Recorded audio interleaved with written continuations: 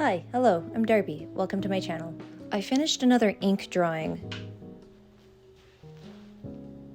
If you're new here, if you don't know about it, I have this no buy art supply challenge where I can't buy new hobby or art supplies until I use up what I already have. So in this project, my goal was to use up a ton of Kaweco pen compatible ink cartridges that I have. I think this will be my last final piece in this kind of like horror vacui, black and white only thing that I'm doing because I need a break. I need more color. My next project is this DIY bonbon lampshade. This is so close to being done. I made so many mistakes with this. I really thought this was gonna be like a $5 like 2-day project, and it's taken me a month. I really thought I could take wire and embroidery hoops and make a frame that was going to be sturdy enough for something like this. But after 3 days of like fighting with this like very fragile, poorly made frame, I caved. I purchased like a real one for like $5, and that was the best decision towards finishing this project.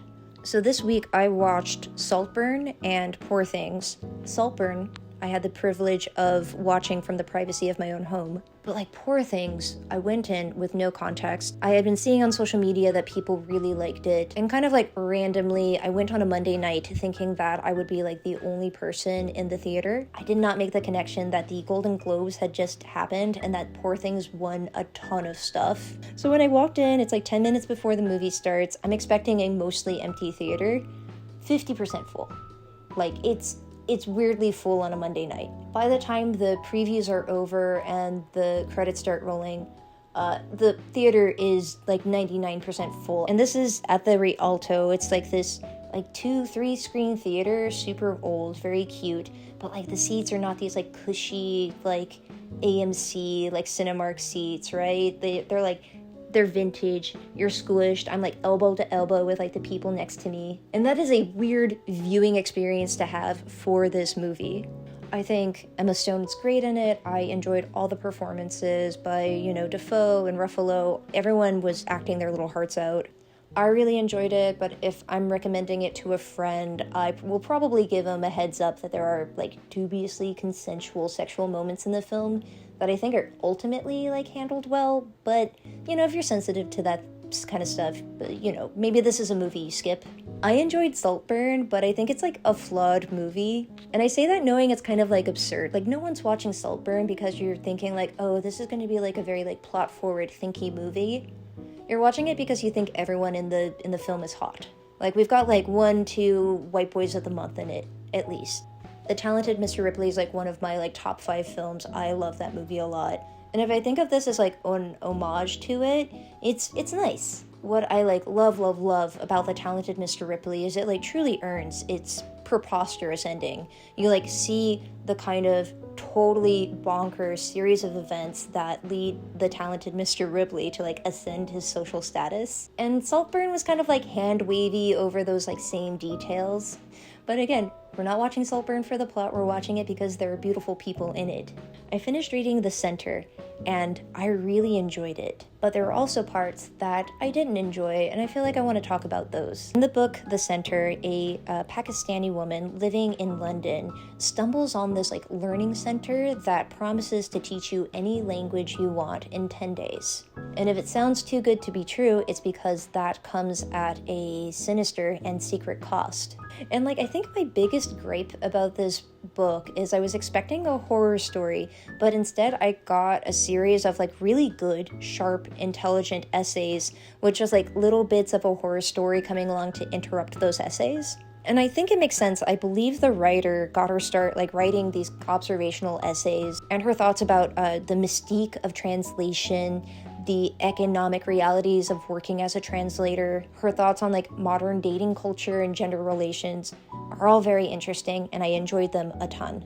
Like the horror story part of this is very lit-ficky, like nothing really happens. This next bit is gonna have all the spoilers. If you want to keep this like a surprise for yourself, please feel free to bounce for the rest of the video.